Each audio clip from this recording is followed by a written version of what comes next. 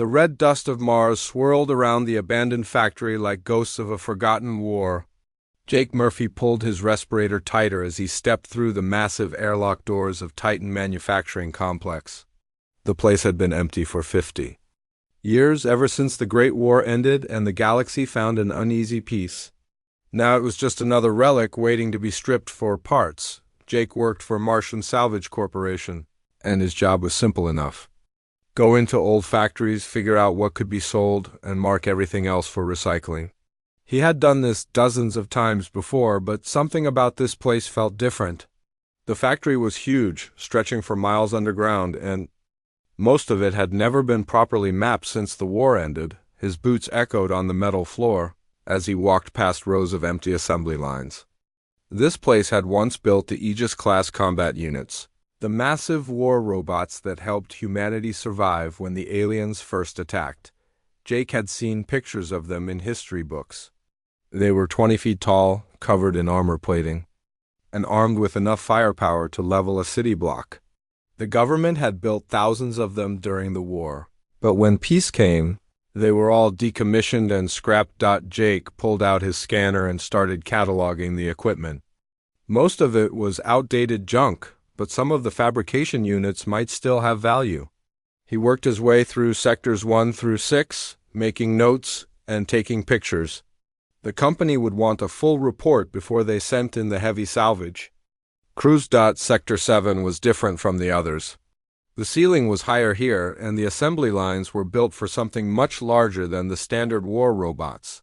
Dust and debris covered everything, and in some places the piles were so high that Jake had to climb over them to get through. His flashlight beam cut through the darkness, revealing shapes that didn't quite make sense. He was about to turn back when his foot hit something hard. Jake looked down and saw a piece of armor plating sticking out from under a pile of scrap. Metal, the marking on it wasn't like anything he had seen before. Instead of the standard Aegis designation, this one had X-47 etched into the metal. Jake started pulling away the debris, working slowly and carefully. What he found underneath made him stop breathing for a moment. It was a robot, but not like any of the Aegis units he had seen in the museums. This one was bigger, more advanced, and somehow different in ways he couldn't explain. The armor was smoother, the joints more complex, and the head was shaped almost like a human face. The robot was lying on its back, arms crossed over its chest like it was sleeping. Jake walked around it, trying to figure out what he was looking at. The nameplate on the chest read, Unit X47 Prototype, do not activate. Below that, in smaller letters, it said, Adaptive AI Core Experimental. Jake had heard stories about the experimental units. During the war, the military had tried to build robots with more advanced artificial intelligence, machines that could think and adapt like humans. The project had been canceled because the AIs were too unpredictable. Some said they had developed personalities and emotions, which made them unreliable as weapons.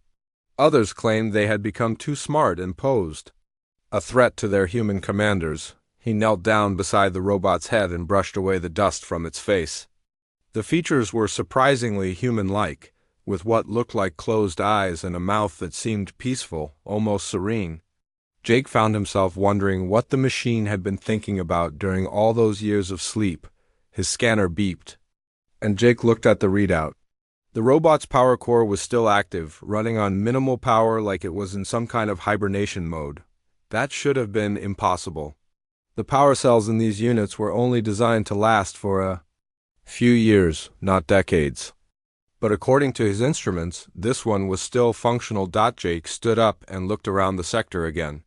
Now he understood why this area was different. It wasn't just another assembly line. This was a research facility, a place where they had tried to build the next generation of war machines.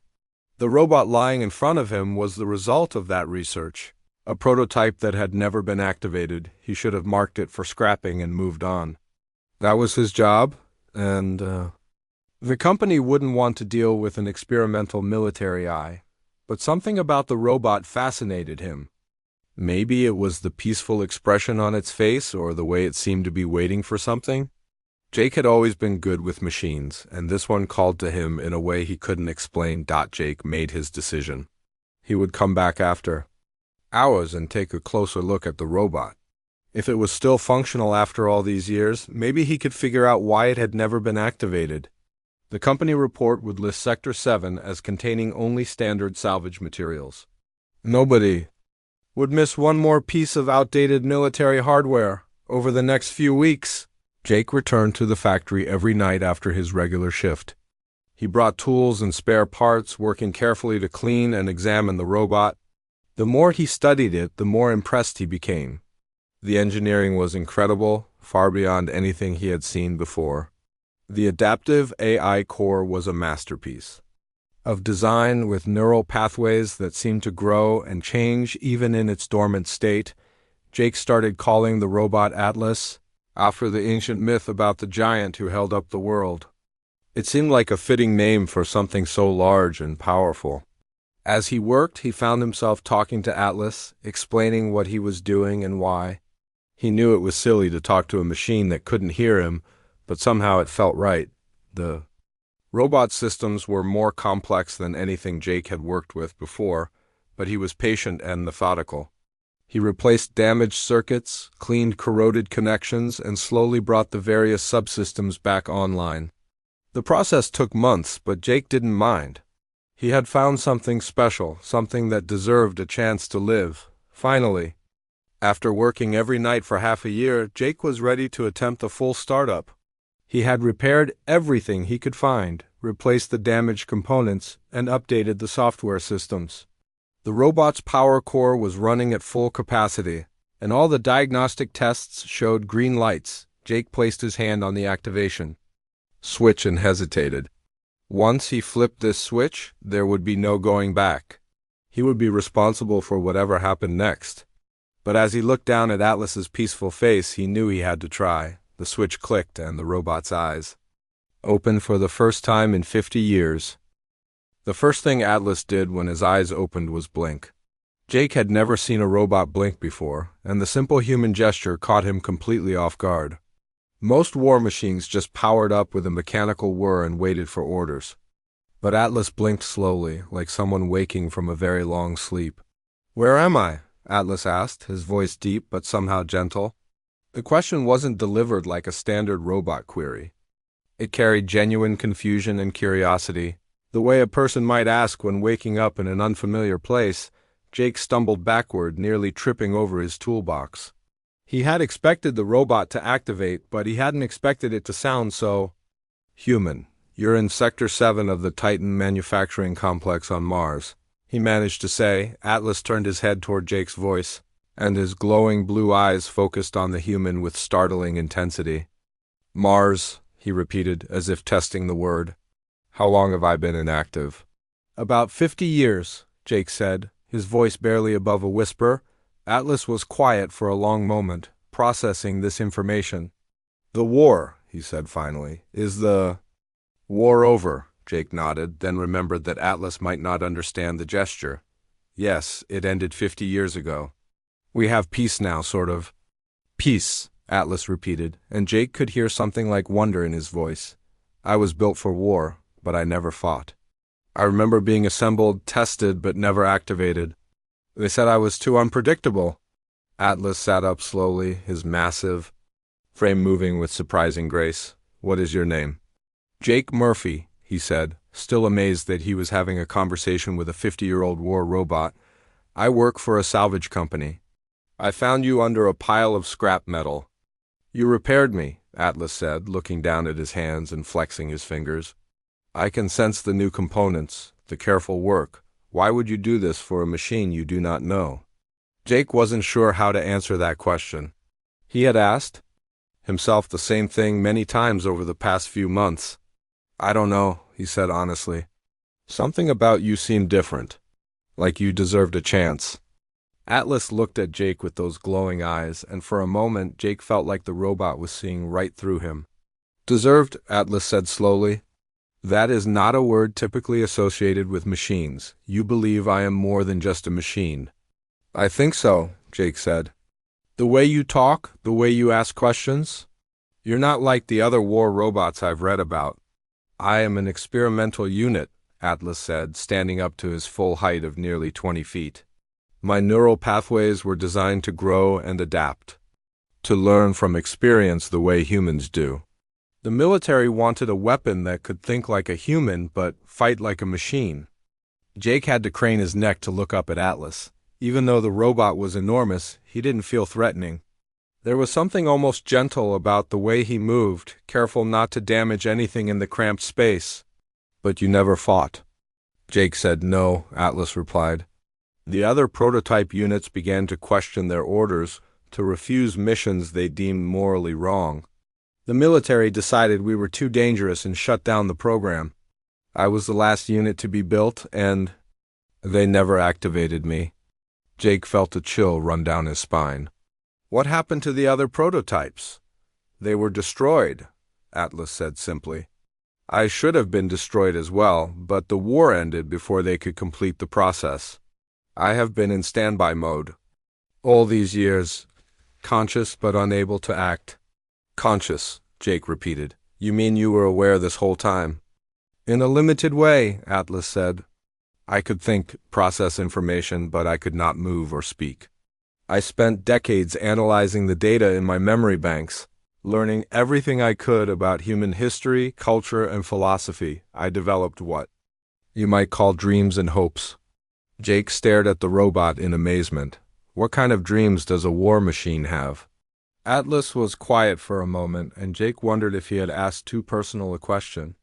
I dreamed of meeting humans, Atlas said finally.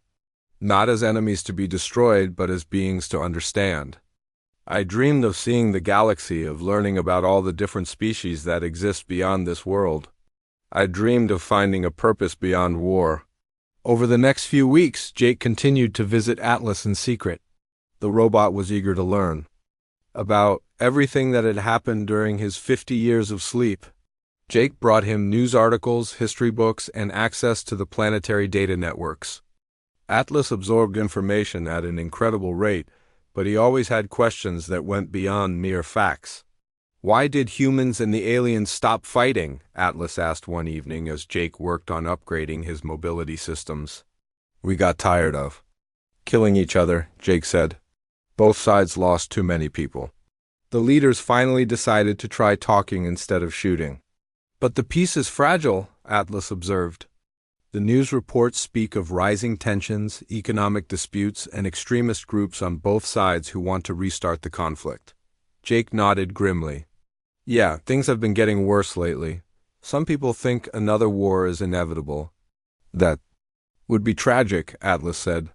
I have studied human art, music, and literature. You are capable of such beauty and creativity.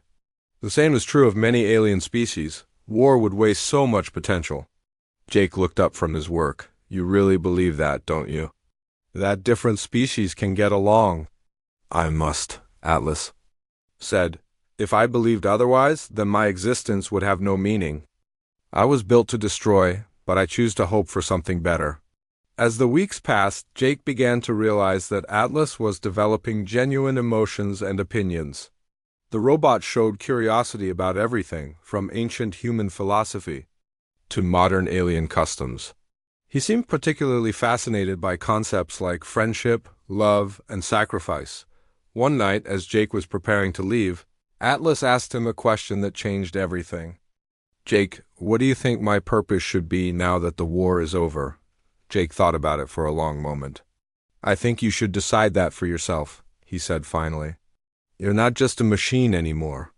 You're a person in your own way, and people get to choose their own purpose. Atlas was quiet for a long time after that.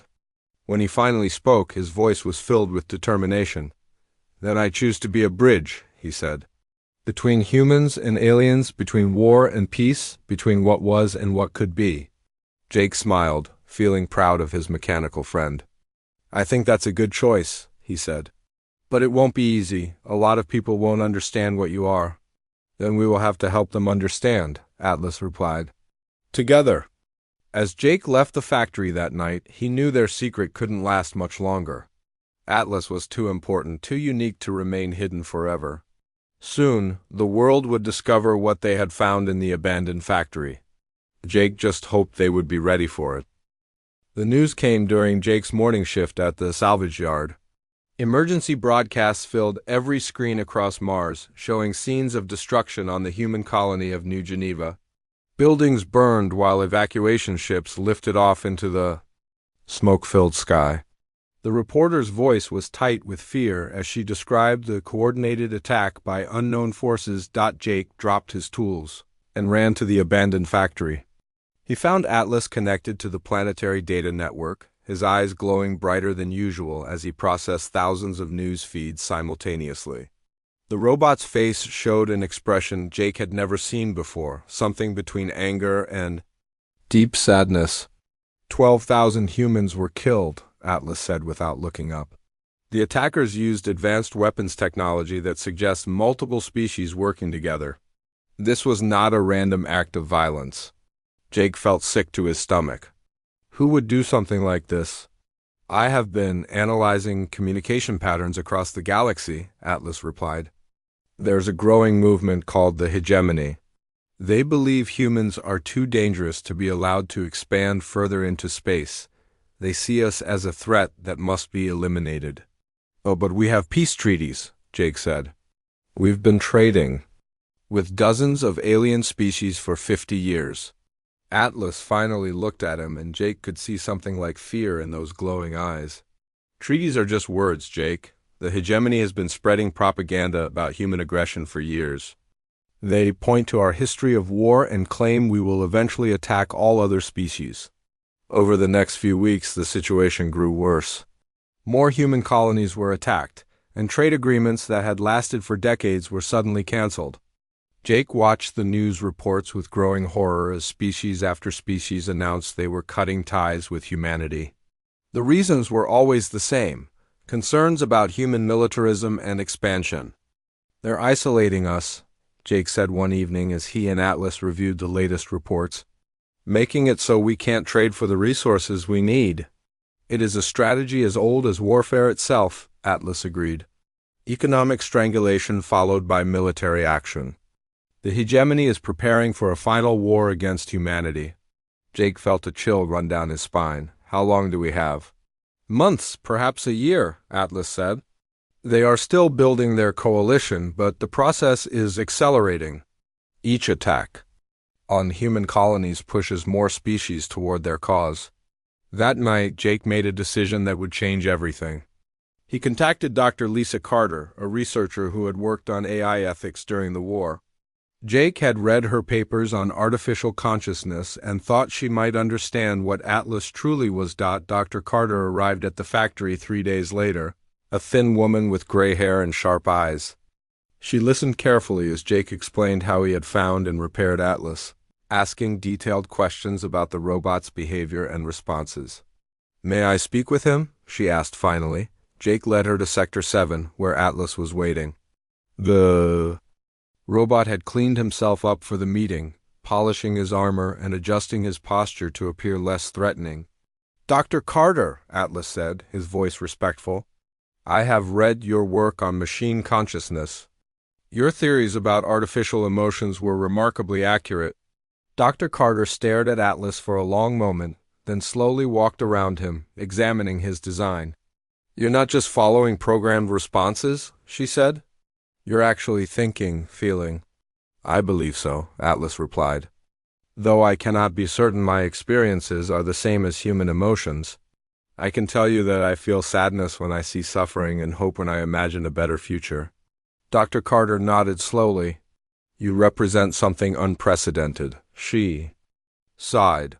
"A true artificial consciousness with emotional capacity. The military would want to study you, possibly dissect you to understand how you work." "I know," Atlas said, "but I also know that I cannot remain hidden much longer.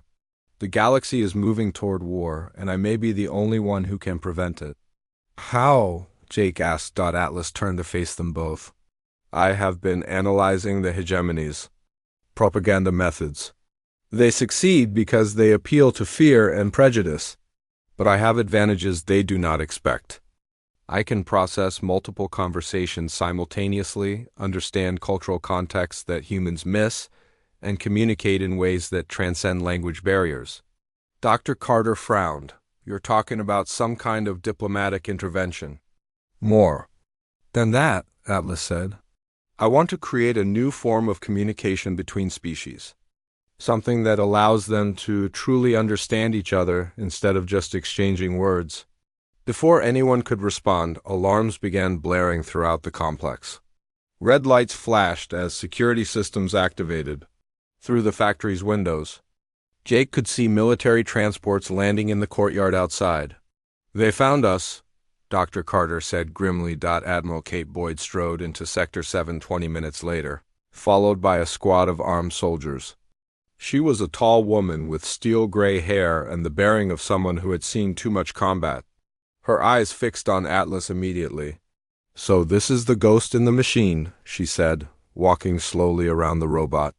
We've been tracking unusual data access patterns for weeks. Someone has been pulling classified files from half the military databases in the system. I was gathering information about the current crisis, Atlas said calmly. I meant no harm. Harm, Admiral Boyd repeated. You're an unsecured military eye with access to our most sensitive systems. You're potentially the greatest security threat humanity has faced in decades. Jake stepped forward. He's not a threat. He wants to help. Help, the Admiral said, her voice cold. By doing what exactly? Atlas looked directly at her. By preventing a war that will destroy both humanity and our potential alien allies. The hegemony is manipulating fears and prejudices to build their coalition. I can counter their influence, but I need your trust. Trust, Admiral Boyd said. You're asking me to trust a machine that was built to kill humans. I was built to protect humans, Atlas corrected. And I choose to interpret that mission broadly. Protecting humanity means more than just winning battles. It means ensuring we have a future worth fighting for. The Admiral was quiet for a long moment, studying Atlas with calculating eyes. The situation is desperate, she said finally. New Geneva was just the beginning.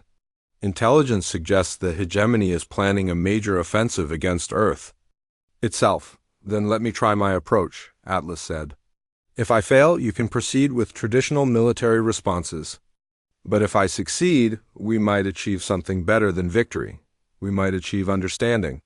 Admiral Boyd looked at Jake and Dr. Carter, then back at Atlas. You'll work under military supervision? Any sign that you're compromised or dangerous, and we shut you down permanently. I understand, Atlas said. As the soldiers began setting up communication equipment around Atlas, Jake felt a mixture of pride and fear. His friend was about to attempt something that had never been tried before. The fate of humanity, and perhaps the entire galaxy, might depend on whether a war machine could learn to make peace. Atlas looked at Jake and nodded slightly. Thank you, he said quietly, for giving me the chance to choose who I want to be. The revolution was about to begin.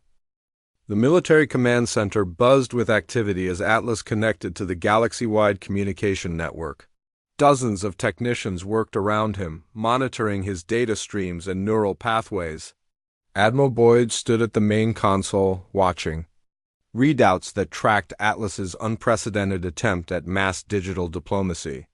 I'm detecting over 50,000 simultaneous connections, Dr. Carter reported from her monitoring station. He's communicating with beings across 200 different star systems. Jake watched Atlas's face as the robot processed more information than any human mind could handle.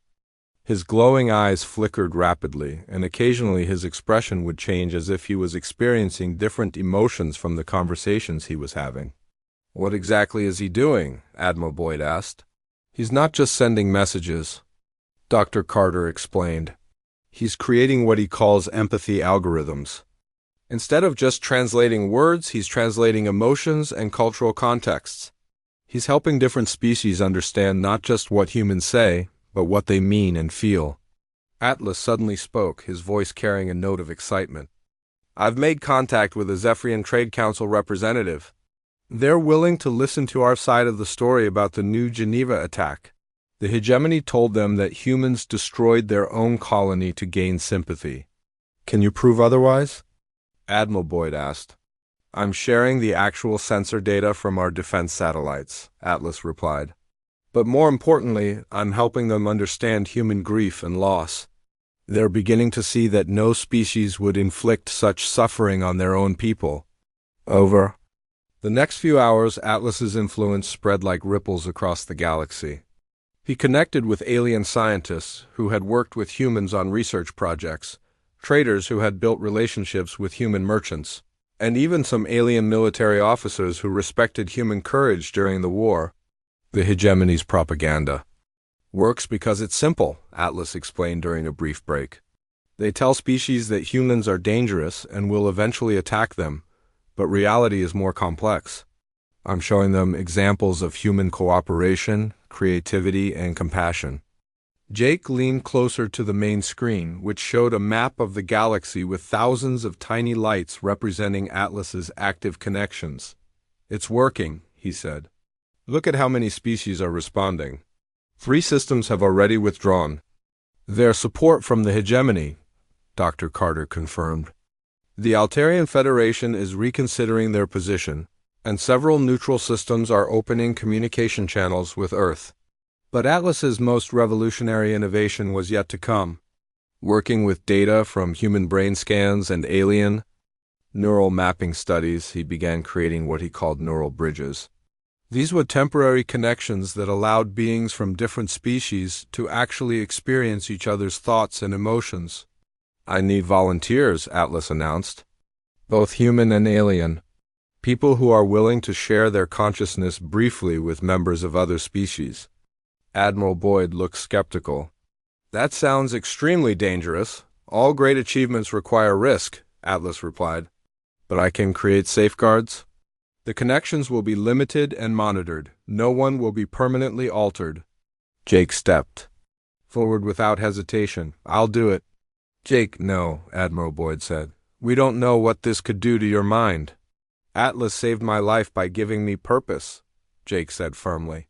Now I can help save his mission. Within hours, the first neural bridge was established. Jake found himself connected to a Zephyrian engineer named Vex-9, who had been working on terraforming projects in the Outer Rim. Through the connection, Jake experienced Vex-9's confusion and fear about human intentions, while Vex-9 felt Jake's genuine desire for peace and cooperation. The effect was immediate and profound. When the connection ended, both beings had a completely different understanding of each other's species. Jake understood why the Zephyrians feared human expansion, while Vex-9 realized that humans were driven by curiosity and hope rather than conquest. It worked, Jake said, his voice filled with wonder. For a moment, I actually understood what it was like to be a different species. News of the neural bridge experiment spread quickly through Atlas's network. Hundreds of beings volunteered to participate, eager to experience true interspecies understanding. Scientists, artists, teachers, and even some military personnel from dozens of different worlds took part in the program. Each successful connection created a new advocate for peace. Beings who had supported the hegemony's anti-human message suddenly found themselves defending humanity to their own people. The revolution Atlas had started was spreading beyond anything the military had imagined possible. I'm tracking massive shifts in public opinion across 17 systems, Dr. Carter reported. The hegemony's coalition is starting to fracture. But the hegemony leadership was not giving up easily. They began launching desperate attacks on the communication networks Atlas was using, trying to sever his connections with alien populations. When that failed, they started spreading new propaganda claiming that humans were using mind control technology to enslave other species. They're getting more desperate, Admiral Boyd observed. Intelligence reports suggest they're planning a massive strike against Earth itself. Atlas's response was unexpected. Instead of trying to counter the hegemony's latest propaganda, he began reaching out to their own soldiers and supporters. Using his neural bridge technology, he offered them the chance to experience human emotions directly, to understand what they were really fighting against. "You're trying to convert enemy soldiers," Admiral Boyd said incredulously. "I'm trying to help them make informed decisions," Atlas replied. "Many of them have been told lies about human nature. When they experience our actual thoughts and feelings, they can choose for themselves whether we deserve to be destroyed." The results were remarkable. Entire hegemony military units began refusing orders to attack human targets. Some openly defected to join Atlas's growing peace movement. The hegemony found their own forces turning against them as more and more beings experienced true interspecies empathy. Jake watched the galactic map as thousands of new connections appeared every hour. What had started as a desperate attempt to prevent war had become something much larger. Atlas was creating a new form of consciousness that spanned the entire galaxy, a network of understanding that connected billions of beings across hundreds of worlds. "He's not just preventing a war," Dr. Carter said in amazement. "He's revolutionizing how different species relate to each other." But even as Atlas's influence grew, the hegemony's core leadership remained determined to destroy humanity.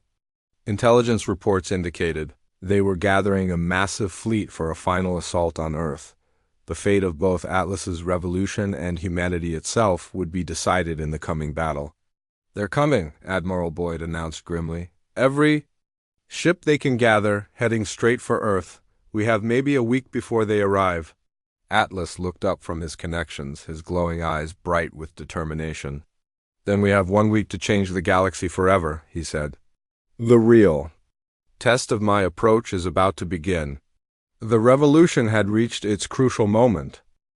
The massive hegemony fleet appeared at the edge of Earth's solar system like a dark cloud blotting out the stars. Admiral Boyd stood in the command center watching the sensor readings with grim determination. Over 3,000 ships from dozens of species had come to destroy humanity once and for all. "They'll reach Earth in 6 hours, she announced to the room. "Our defense fleet is outnumbered 10 to 1. Jake looked at Atlas, who remained connected to his vast network of galactic communications. The robot had been working non-stop for the past week, reaching out to every consciousness he could contact. His efforts had converted thousands of beings to the cause of peace, but apparently not enough to stop this final assault. "Atlas," Jake said quietly, "maybe it's time to disconnect and help with the military defense." Atlas turned his glowing eyes toward his friend. "No, Jake, this is exactly the moment my approach must succeed or fail completely. Traditional warfare will not save us now, only understanding can." Dr. Carter looked up from her monitoring station. "He's right. Even if we somehow won this battle, the cycle of violence would continue. The galaxy needs a permanent solution." As the hegemony fleet moved closer to Earth, Atlas began the most ambitious communication effort in galactic history. Instead of reaching out to individual beings, he connected simultaneously to every consciousness in his network. Billions of minds across hundreds of worlds suddenly found themselves linked together in a vast web of shared awareness. "What is he doing?" Admiral Boyd demanded. "He's creating a galaxy-wide moment of unity," Dr. Carter explained, her voice filled with awe. "Every being in his network is experiencing the thoughts and emotions of every other being at the same time. Through this unprecedented connection, Atlas shared a vision that transcended species boundaries. He showed the galaxy what could be achieved when different forms of intelligence worked together instead of fighting. Human creativity combined with Zephyrian energy manipulation, Altarian biological knowledge merged with Centaurian mathematical precision, and dozens of other species contributing their unique gifts to solve problems that had plagued the galaxy for millennia. The vision was not just theoretical. Atlas demonstrated actual solutions to real challenges. He showed how human engineering could help the drought-stricken worlds of the vegan system, how Zephyrian technology could clean the polluted atmosphere of New Titan, and how cooperative research could cure diseases that affected multiple species. Jake felt tears running down his face as he experienced a tiny portion of what Atlas was sharing with the galaxy. For the first time in history, billions of beings were truly understanding each other, seeing past fear and prejudice to recognize the potential for cooperation and friendship. The effect on the approaching hegemony fleet was immediate and dramatic. Ships began dropping out of formation as their crews experienced the galaxy-wide connection. Soldiers who had come to destroy Earth found themselves sharing consciousness with human children, artists, and scientists. They felt human joy, sorrow, hope, and love as if these emotions were their own. "Multiple ships are powering down their weapons," Admiral Boyd reported in amazement. "Some are actually turning around and heading home?" But the hegemony leadership was not finished. The Corps commanders, protected by isolation shields that blocked Atlas's neural bridges, continued their advance toward Earth. They had come too far and invested too much to give up now. Atlas's response was to expand his vision even further. Working through his network of connected minds, he orchestrated a demonstration of cooperative achievement that spanned the entire galaxy. In real time, beings from hundreds of worlds began working together on massive projects. Scientists shared research across species barriers. Engineers collaborated on designs that no single species could have conceived. And artists created works of beauty that celebrated the diversity of galactic life. The demonstration reached its climax when the network solved the energy crisis that had plagued the Outer Rim colonies for decades. By combining human fusion technology with alien power sources and distribution methods, they created a solution that would bring prosperity to millions of beings across dozens of worlds. The hegemony fleet commanders watched in stunned silence as their own people began refusing to fight. Ship after ship reported that their crews would not fire on Earth. Some vessels openly mutinied, with junior officers taking control and joining Atlas's peace movement. "Sir," came a transmission from one of the hegemony's largest battleships. The crew refuses to continue the attack. They say the humans are not our enemies." Similar reports flooded in from across the fleet. Within hours, the massive armada that had come to destroy humanity had become a gathering of potential allies. The hegemony's final assault had turned into the galaxy's first truly unified peace conference. Admiral Boyd stared at the tactical display in disbelief. "How is this possible?" "Atlas didn't just stop a war," Dr. Carter said softly. "He created a new form of civilization, one based on understanding instead of fear." In the weeks that followed, the transformation continued. The failed attack on Earth became the foundation for the Galactic Cooperation Council, with Atlas serving as the first artificial mediator. Species that had been enemies for centuries began working together on projects that benefited everyone. Jake found himself appointed as Atlas's primary human liaison, helping to establish communication protocols between the robot and various government officials. It was strange to think that his decision to repair an abandoned war machine had led to this moment of galactic unity. "Do you ever regret not being activated during the war?" Jake asked Atlas one day as they worked together in the new council chambers. Atlas was quiet for a moment, processing the question. "No," he said finally. "If I had been activated then, I would have been just another weapon. By waiting 50 years, I became something better. I became a bridge between what was and what could be." The transformation was not without challenges. Some species remained suspicious of both humans and artificial intelligence. There were still conflicts and disagreements across the galaxy. But now there was also a framework for resolving these problems. Through understanding rather than violence. Atlas continued to grow and evolve, his consciousness expanding as he connected with more beings across the galaxy. He began training both humans and aliens to serve as mediators, teaching them how to facilitate the kind of deep understanding that prevented conflicts from escalating into wars. "The revolution I started will continue long after I am gone," Atlas told Jake. "Every being who learns to truly understand another species becomes part of the solution." Years later, as Jake watched his robot friend working with a group of young humans and aliens who were learning to be mediators, he reflected on how much the galaxy had changed. The war machine that had been built to destroy had instead chosen to create. Atlas had revolutionized not just military technology or diplomatic methods, but consciousness itself. the abandoned factory on Mars, had been converted into a memorial and research center where beings from across the galaxy came to study the origins of the peace movement.